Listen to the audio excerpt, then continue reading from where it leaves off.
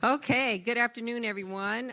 Thanks for all of you attending in person. It's glad to see you. It's been a long time. We haven't been in person since 2018, so it's great to see all you beautiful folks in person.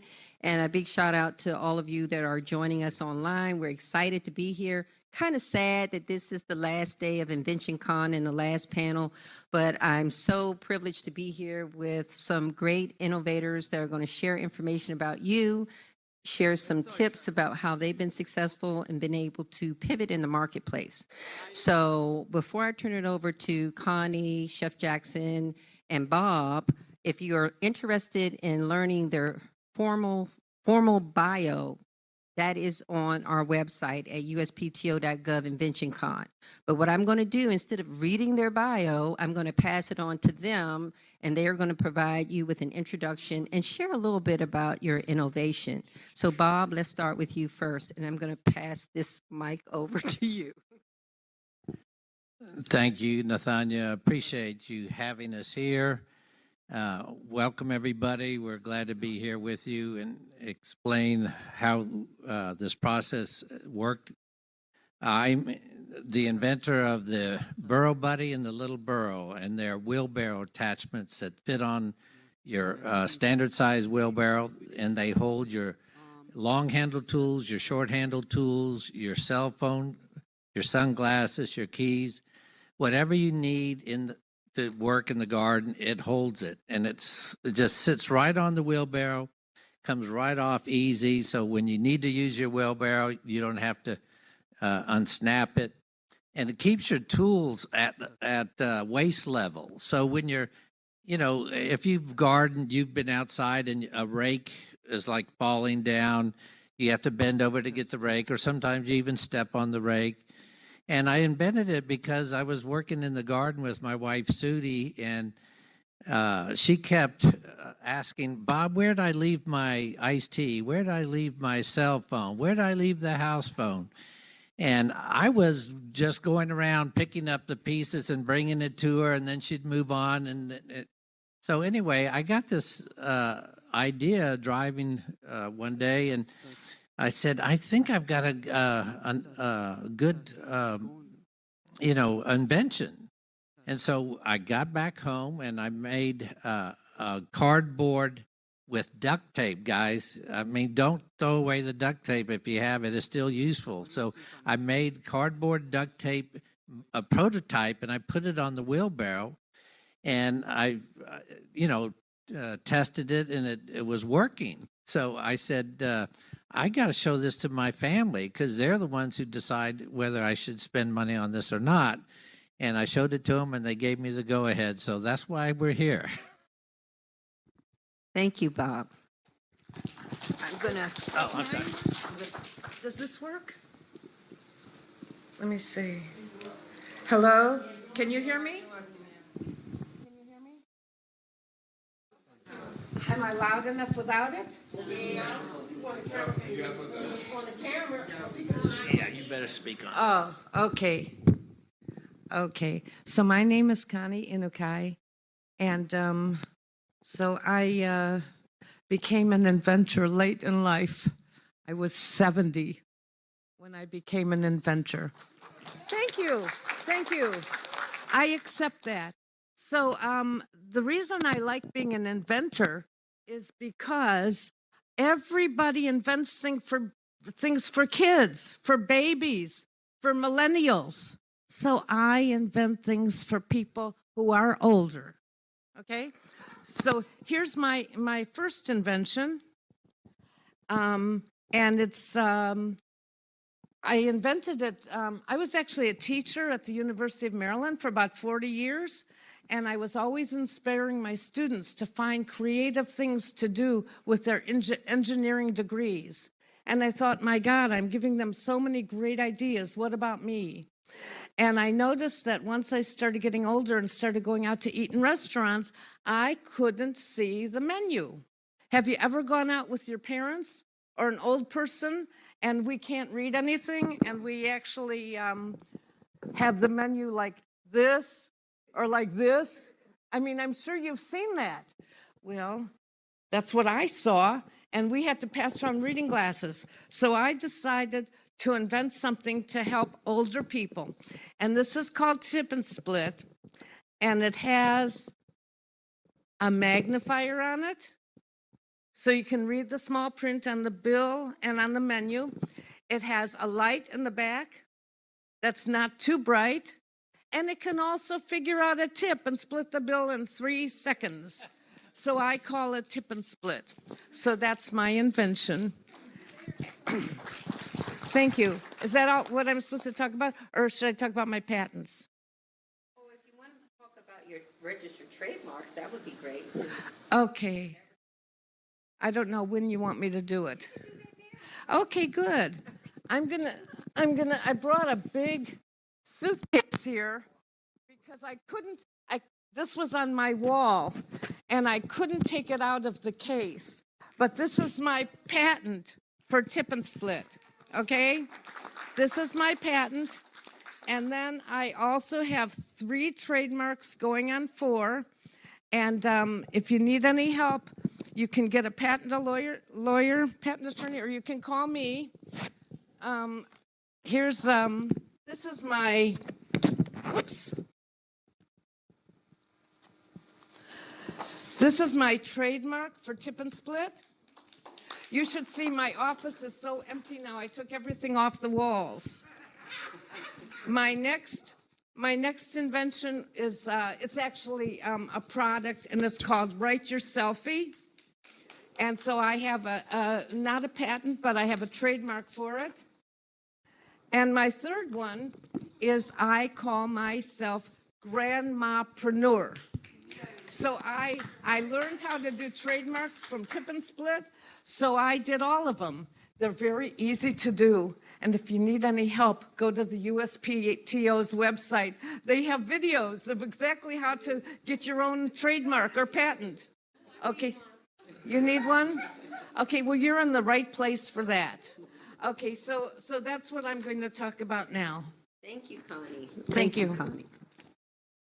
Do you want me to get Check. Oh, look at that. Do I need it? No, I think I'm good. Okay. Good afternoon. Good afternoon. Good Okay, afternoon. I like a little back and forth just for a quick second. My name is Chef Jamoke Jackson.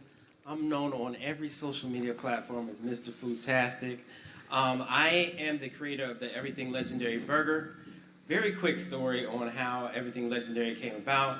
I'm from DC, born and raised. I have a friend, yes, there's a few of us here, born and raised. And a friend of mine came to me in 2019 and said, I want you to make a burger for me. I'm not a chef, you are. Let's make a burger, let's go into business for each other. But make it a vegan burger. I'm not a vegan. I was raised on meat and potatoes. And I said, okay, I like the challenge. And so I spent some time researching plant-based burgers, and I came up with a burger. We decided we were going to open up kind of a fast casual burger company. This was in 2019. So we started very grassroots. We had little pop-ups all over the city. We did them by the stadiums, all over the place. And then right as we signed our first lease to go into our first restaurant, COVID hit. And so we made a very quick pivot and decided to not open up a restaurant. We decided to just sell it online in grocery stores, and we were going to just kind of go from a commercial standpoint. Lo and behold, Dwayne one day was up late one night, and he saw an advertisement for Shark Tank. And he said, I'm going to apply. He applied. We went through the process. We got picked. We went on Shark Tank in August 2020. We filmed it in the midst of COVID. It aired February 2021. Overnight, we did $250,000 in business. We're in 5,000 grocery stores right now across the country. And Everything Legendary is off and running. I'm also the executive chef for Slutty Vegan, which is a restaurant based primarily in the Georgia area, 6 locations there, 1 coming to DC soon, and a couple more in New York and 1 in Alabama. So I am fully immersed in the vegan food space, even though I'm a flexitarian myself. So it's a fun little added piece to it. Thank you, Chef Jackson. Thank you. So we have three innovators here, and you have some amazing products that you brought to the marketplace. So the one question that we have is, why is your intellectual property protection important to you? But we're going to start with you, Bob, because you have 2 utility patents, 2 design patents, and registered trademarks. And you have a small business, so please share, why is your intellectual property important to you? Okay. Can you hear me? Yes. Well, it's, common sense. If you're going to spend all this time and money developing a product, first thing you need to do is protect it, that it doesn't get stolen by somebody. And once you come up with a product, you immediately take it out to people to see, and that's what we did at the National Hardware Show.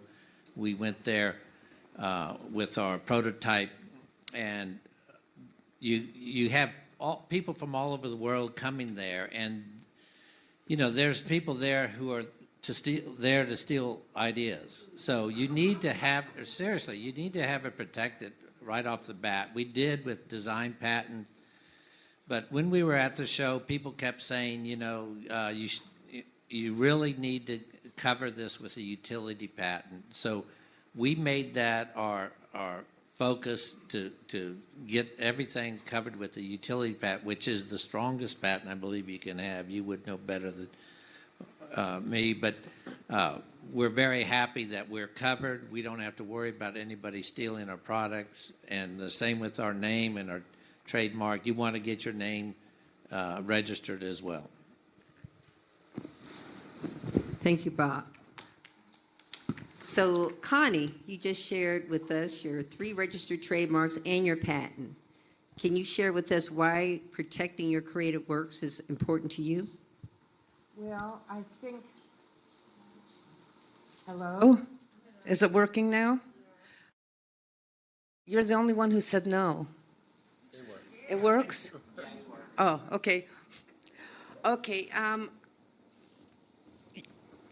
I just did it in case somebody wants to steal my ideas, like in case I license it. I want to have credit for it. So far, nobody's stolen mine. And even if they did, I'm the wrong person to sue them, because I did find that there is an app on the smartphone called Tip and Split. And I trademarked the name Grandmapreneur, and everybody says, oh, that's so wonderful. Now I see 100 grandmapreneurs around, and I guess I could make some money and sue them, but who wants to go sue a grandma? I'm just not about to do that. So I do have the protection, but I guess I'm not going to do anything with it. And I just applied for another trademark, and that's because on my some of my products, I say Grandmapreneur, and then I say passion has no expiration date. And my grandson, who's 11, saw that, and he says, where did you find that, Grandma? That sounds good. And I said, I made it up. And he says, you ought to be in some company that has quotes. And I thought, well, that's kind of interesting. So I trademarked it. It was $250, and I actually asked an attorney, a trademark attorney, and she was $1,000.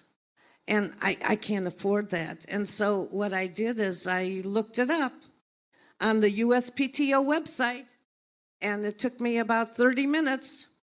So anybody who's going to do that, of course, you're more protected, I guess, if you have a patent attorney do it. But,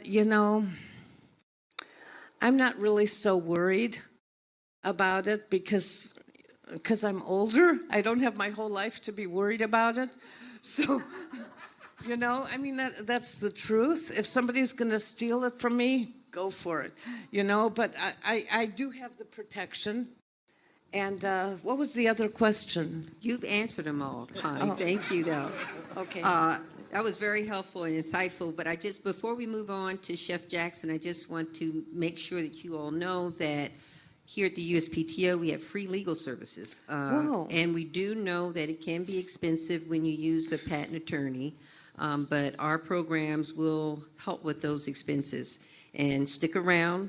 At the end of the day, there will be virtual booths, and you can learn more about these amazing free legal services. So when you hear the word free, you're usually like, it must not be much.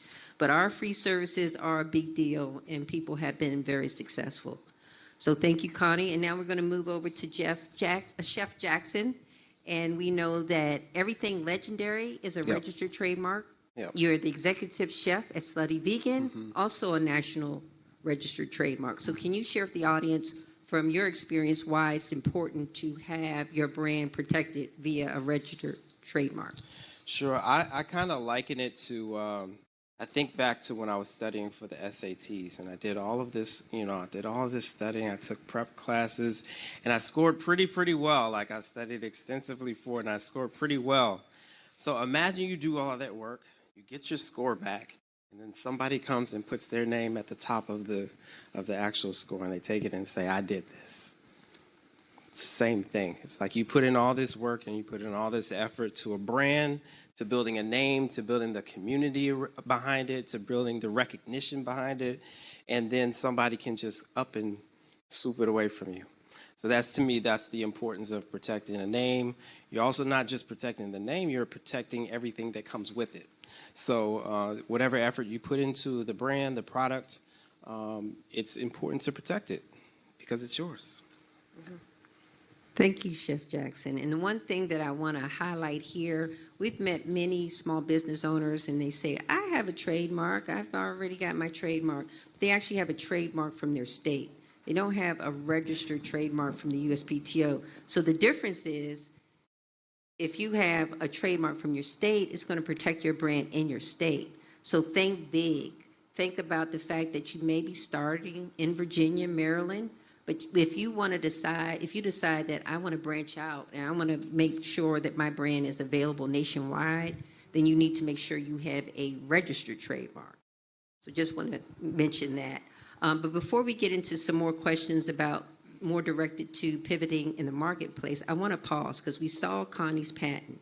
But the one thing that Connie didn't say is the fact that Connie obtained her patent as a pro se applicant, meaning she did not have a registered attorney. So we definitely recommend that you have a registered attorney, but just want to congratulate Connie for that hard work, and I want to turn it over to her to see if she wants to share some of the experience and any lessons learned as to maybe you can give the audience like 3 tips, Connie, as to how to best prepare to obtain a patent.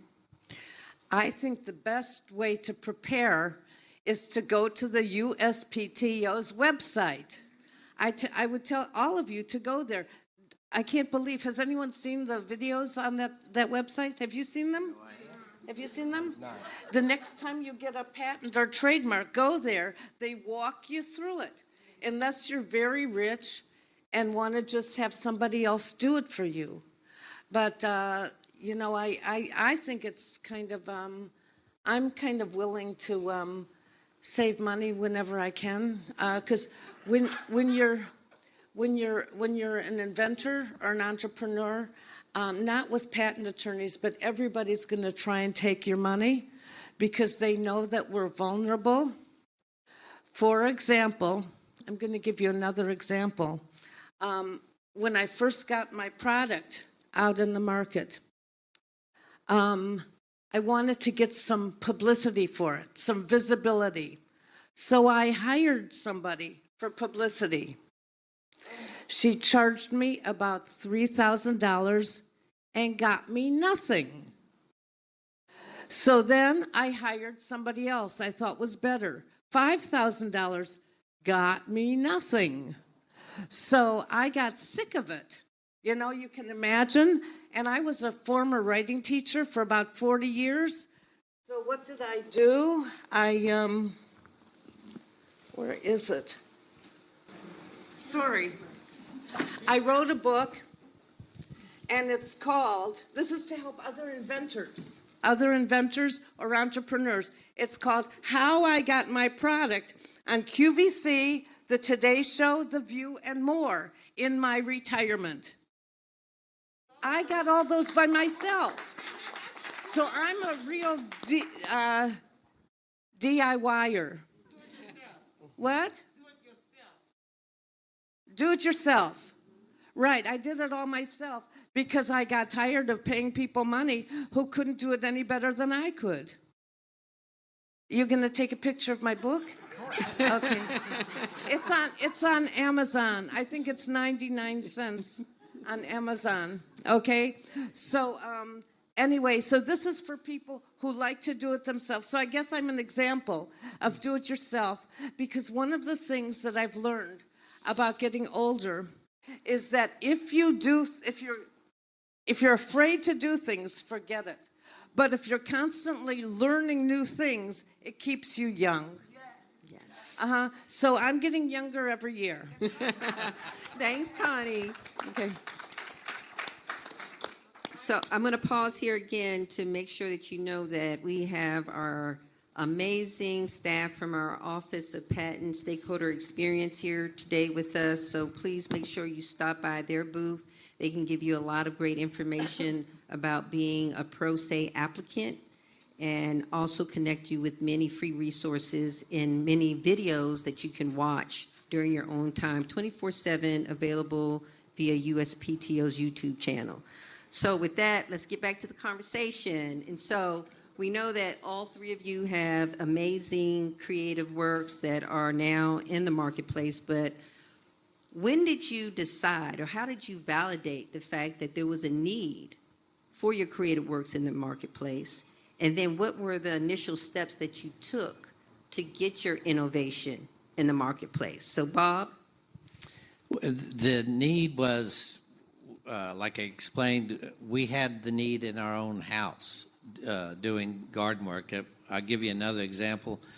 My wife was raking leaves, and her cell phone, she put it in her pocket. Who knows where she put it, but she ended up breaking it up into bags of leaves. We had 10 bags of leaves, and she had to go call her phone to find out which one was ringing. So that's how we knew we had a need. We said, if this happens to us, it's probably going to happen to many other people who work in the yard. And of course, I checked it out with my kids, 5 kids, and they all gave me the thumbs up. So that's how I did it. And then we took the idea from the cardboard. We had to get it to the engineer. We found a wonderful engineer in Charlotte, North Carolina, called Bolt Engineering. And they took it and got it to the point where we could manufacture it. In the process, they won 3rd prize, where we did for their international design contest. And we also won 3 times blue ribbon at the National Hardware Show with the product. Connie, I think you told us a little bit about the history of tip and split. Mm-hmm. You want to know why? How did I validate it? Yeah, and then what made you decide to take it into the marketplace? And maybe you can also touch upon the fact that there has been a pause since COVID and what that means to your product. Okay. Well, why did I take it into the market? All you have to do is go into a restaurant and see every old person like that. And you know that there's a need. Because somehow when you get older, we cannot help it. Our eyes get worse. Can you raise your hand if you have trouble seeing the small print on the menu? So this is pretty good, So we hate it. We hate it. And then I used to go and have to look around for a candle because it was too dark to see anything. So I was never an inventor. I never knew how to invent. But I thought, I'm curious. Let me see if I can come up with something. So I was actually lucky enough to be divorced from an electrical engineer. And he made all the algorithms for me. So I was really lucky. I asked him, I told him what I wanted to do, and he made the algorithms for me. So, yeah. Thanks, Connie. It was. Chef Jackson. So I think one of the highest cases of diabetes, obesity, it lies within the African American. Sorry, one of the highest cases of obesity, diabetes is within the African American community. And so as a chef, I kind of taken it upon myself to do what I can to help that community first, but overall, healthier eating. I think that the dinner plate, the lunch plate, the breakfast plate needs to be reimagined, right? We usually think protein and then some things to go along with it. So my challenge is to have you think, how about a vegetable? How about something other than beef, fish, chicken? How about you make that the center of the plate and then add some other little pieces about it? I think it needs to be reimagined, and the portion control of it needs to be reevaluated. And so this was a product that I could do, that I could feel good about, that was made in a kitchen, that wasn't made in a lab, with the ingredients that you can pronounce, and just an overall healthier approach to plant-based burgers. I think one of the biggest challenges with a plant-based burger today is that the sodium is way up there. And so reducing that, also making it very flavorful, because I like flavorful food, was very important. And so that was really my whole personal mission or drive behind creating that product. Thank you, Chef Jackson. You asked about COVID and how we pivoted. Yes. We didn't answer that. Well, I want everyone to share that story, but I know you mentioned earlier, Connie, that COVID definitely had an impact on you taking your product to the marketplace. Of course, because how was I supposed to encourage old people to go into restaurants when we were the most vulnerable ones? And also the restaurants were closed. And you certainly don't need a tip and split in your home, because we don't have a menu in my home anyway. So, so I put it on total hold during COVID. But I thought of something else to do. I thought, what can I do while I'm staying at home? And this has absolutely nothing to do with tip and split. But once you're an inventor, your mind is always going. So what I did is I never left the house because of my age. So I decided what I was going to do is I went through all my photo albums. I had 17 of them. I gathered together all of my pictures. I have so many things in here. And I made a book. This is just a shortened version because I couldn't carry the heavy one, which is twice as big as this. And I made a book of my life so that after I'm gone, my grandchildren are going to know all about me. And I figured that's something that I can do during COVID. So now I help other people write their life stories because everybody wants to do it, but nobody knows how to do it. But here's Miss DIYer, do-it-yourselfer. I made myself a book, and I filled it with pictures from my photo albums. Not so many from the phone, because those are not my history. But one of my favorite ones, I don't know if you can see this. This is a picture of my grandparents on my mother's side, and my whole book is filled with memories so that after I'm gone, everyone's going to know about me. And this picture says, Grandma Ella and Grandpa Arthur moved to the United States from Poland in 1912. They had to cancel their trip because Grandma was pregnant and had morning sickness. The trip they missed was on the Titanic. Now, I didn't even know it. My mother never told me about it. My cousin told me when I was writing my book. So all of these little memories, this whole book is filled with memories. And I want my grandkids to know that Grandma used to be young once. And these are things that I grew up with. Because once I'm gone, nobody's going to know those stories. This is my son, Danny. He's in charge of all the IT at the new George Lucas Museum in California. This is him on crutches, and this is him as a robot. Okay? Do you see? He's 42 now. But I saved these pictures because his children love them. So during COVID, I put Tip and Split on hold, and now I'm kind of fascinated with helping people write their selfies. And by the way, I call it Write Your Selfie because all the young people, I'm looking at you, all the young people take selfies. But people like me, we don't take selfies. So this is a chance to write your selfie. Yes. What? Yeah, can you tell? Well, thank you so much for sharing, Connie. And that's another example. Connie has a registered trademark for Write Your Selfie. So that is her brand. And we don't have anyone here today from our copyright office, but just think about that's another type of intellectual property. If you are interested in receiving rights because you've authored a book and you want a registered copyright, then you can go to copyright.gov. That's So great. Thank you for sharing. I didn't copyright it because I don't sell this book. This is a gift to my family. Thank you, Connie. Thank you so much. So we're going to move on. I know that Bob and Chef Jackson mentioned that they've been on Shark Tank. And we often learn from other small business owners and entrepreneurs from their experience on Shark Tank. And so we definitely want to learn more about the two of your experiences. So we're going to start with Bob, because Bob received 2 offers, right, from Mr. Wonderful himself, Kevin O'Leary, and Lori Grenier.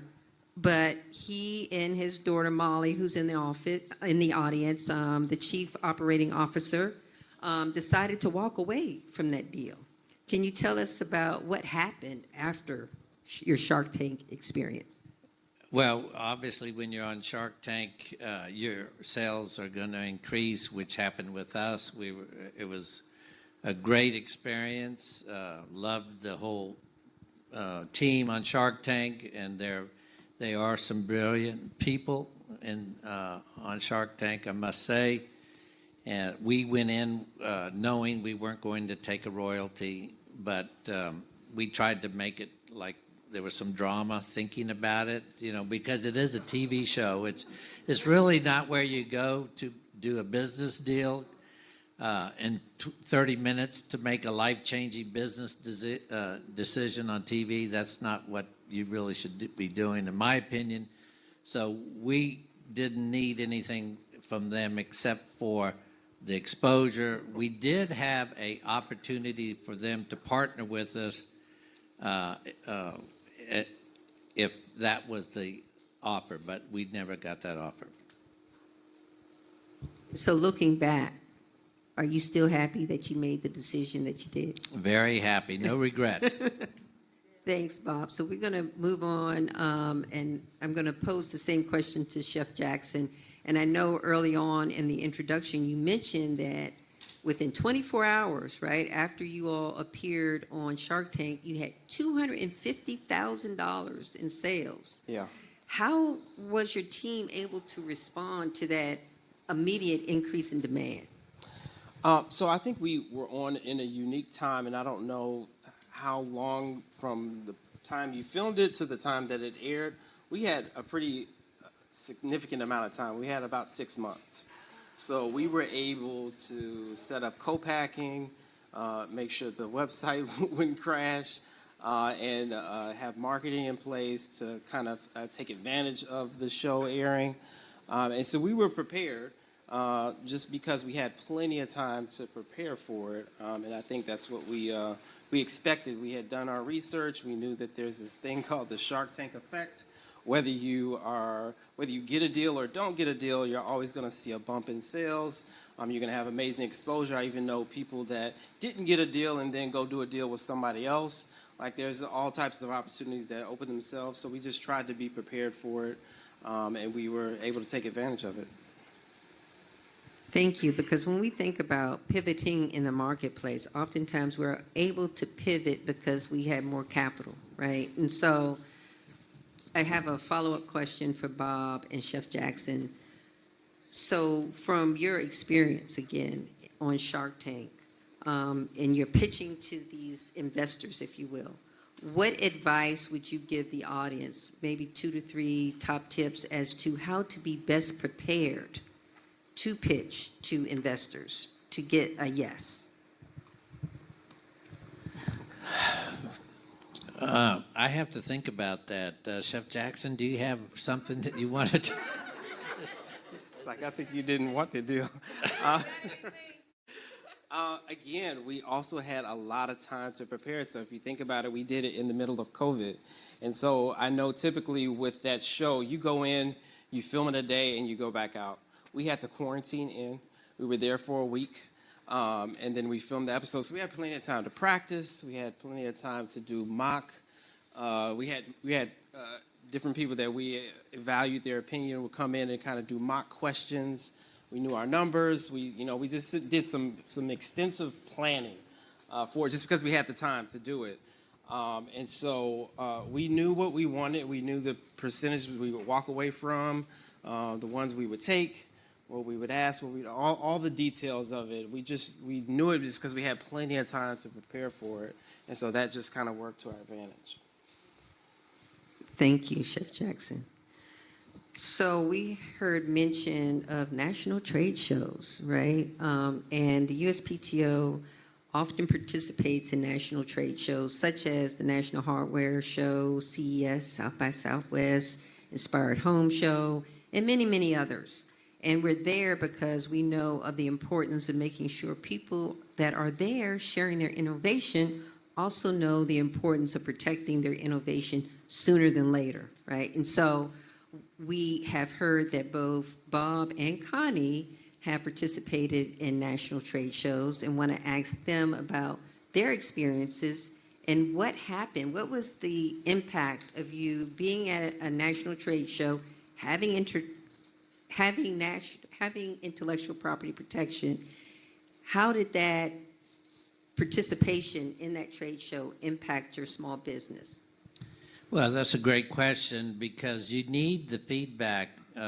When you come out with a new product, you really need to take it and show it to the public to get their ideas and feedback. And I can't tell you how valuable that was for us. And especially the National Hardware Show, you have people from all over the world. You're competing with everyone from the world. I think there were 11,000 products in that show, and so and these are some of the most creative people in the world are at that show. So we learned so much. We went there with a prototype, our first show. And we hadn't even laid eyes on the prototype. We opened it up and we showed it to the public for the first time, and we saw it for the first time. So it was very exciting. We've been back almost every year since, and I would say it's a must if you have a new product, whether it's the National Hardware Show, it should go out to the public.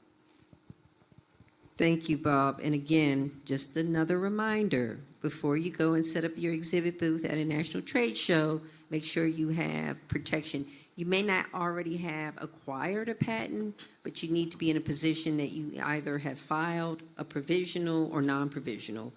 You can learn more about that, again, from our talented professionals at the virtual booth. So, Connie, you have a story also about participating in a national trade show. I don't want to give too much away to the audience, but I think it allowed you to pivot to be on QVC. Yeah. So my first trade show I ever went to was INPEX. They're no longer in existence, but they were in Pittsburgh. And I actually went to the trade show, and I had a table, and my manufacturer let me down, and I had no product. So I was the only one at the trade show with a table and no product. They called me up 2 days before and said, we can't get it to you in time. So I was really disappointed, but QVC was at INPEX, and people were pitching to QVC. So what am I supposed to do? So I went there and I pitched with a picture of my tip and split, and I explained how it worked. I mean, that's like really kind of, not feeling so good, but I did it, and they actually loved my idea, and they said, why don't you come back? So at Inpex, I found a new manufacturer. And so the next year I went back with my new product, and I went straight to the QVC panel, and I said, do you remember me? And they said, aren't you the lady with that restaurant device? And I said, yep. They remembered me. I couldn't believe it. And so I said, you said to come back when I have it. Well, here it is. So I pitched it, and they all put me on QVC. Yeah. So I believe that one of the things you have to do, besides being protected, is to be persistent. If somebody says no, there's always a yes around the corner. Like their first thing to me was no, but they said, why don't you try and come back? That's a yes. So I think that if you're an inventor, you have to have that kind of persistence to do it. So that was my first attempt at a trade show, and I've been to more. I went to the the restaurant trade show. That was kind of fun. I was next to a booth that made pizzas. So I ate the whole time. So that was in Chicago, and the food is great. And I was right next to the pizza place. And so I had so much fun, and you meet a lot of people. And I used to go to trade shows, and I met Chris, who's the president of Inca, which is the local inventors group here. Yeah, he's great. And I just love going to those because I got to see people who I knew. So it's like a community of inventors. How many people here are in Inca? That's the Inventors Network of the National Capital Area, Inca, yeah. Who's in it? Who's in it? We got quite a few folks. Okay, and raise your hand if you're the president of Inca. That's who you should see if you're the if you want to join Inca, because I recommend it.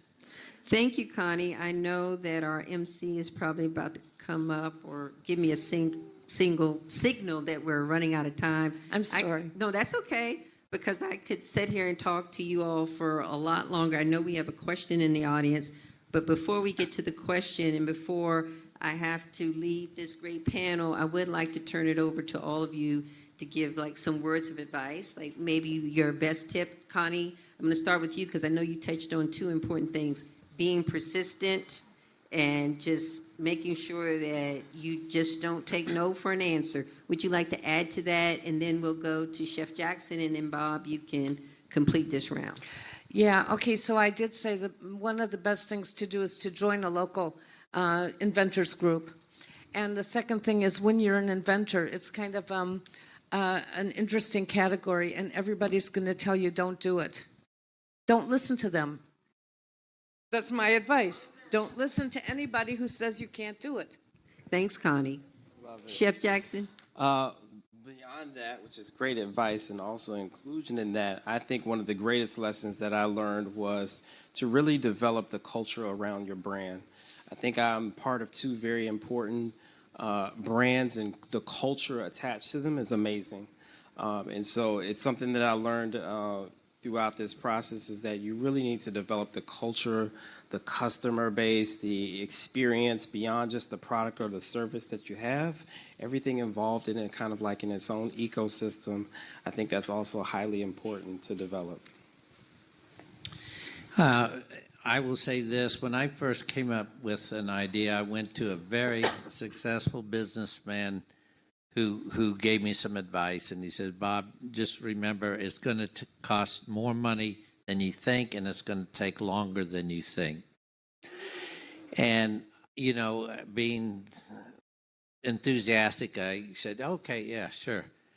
And everything he said was an understatement. It takes a lot more money than you think, and it takes a lot more time than you think. So that goes back to what Connie said. You have to be persistent.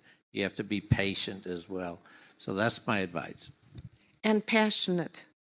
You have to like what you're doing.